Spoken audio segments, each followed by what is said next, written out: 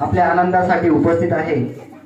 आपल्या वाकी गावाच्या वतीनं आपल्या आदरणीय मान्यवरांचं स्वागत करणं हे आपलं कर्तव्य समजून आपण शाळेच्या वतीनं तसेच ग्रामस्थांच्या वतीनं पालकांच्या वतीने आपण या ग्रुपतील सर्व मान्यवरांचं आपण छोटीशी भेट देऊन त्यांचं स्वागत करत आहोत।